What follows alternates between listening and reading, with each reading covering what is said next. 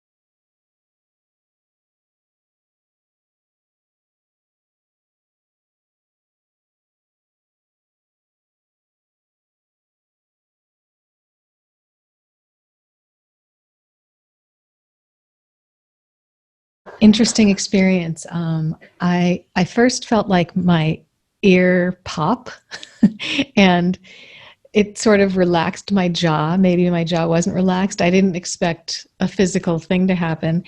And then I just went sort of like into a dreamy state.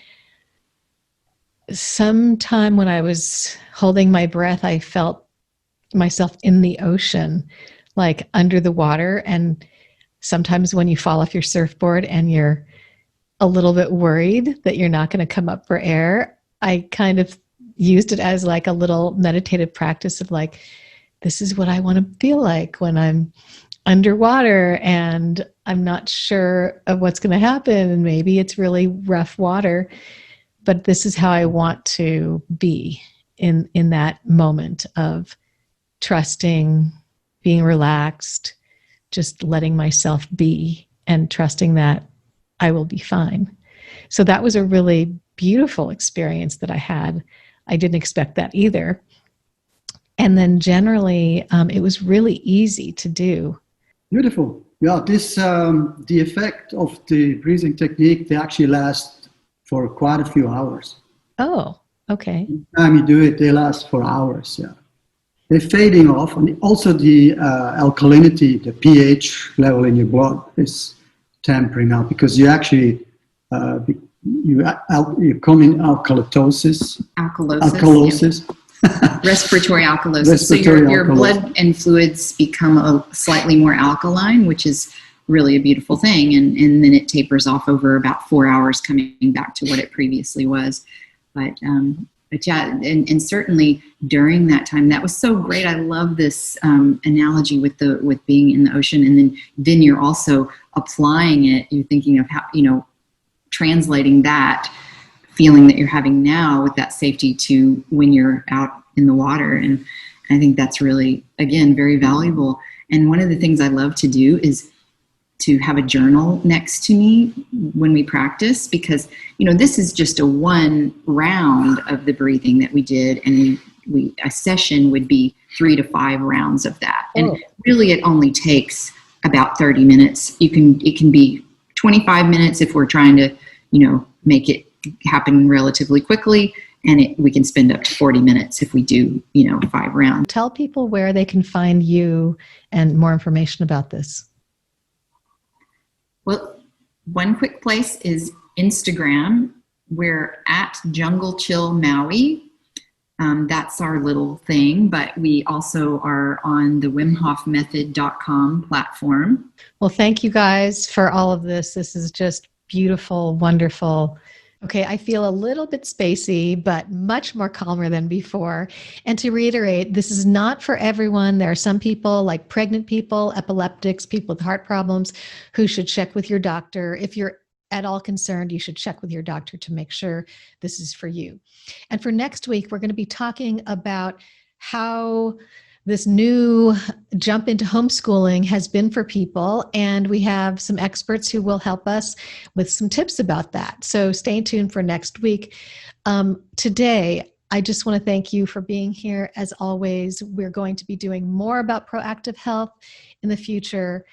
We have some really cool guests coming up in the next few weeks that you will love. I love it. But for now, I want to thank you for being here. I'm going to leave you with a little bit more from the rock and some of those photos of our keiki in those YMCA programs, because if we can see this and just imagine where we'll be in the future when we are all healthy, that's what I want for you to imagine right now. Take care, stay safe, and be well. Aloha.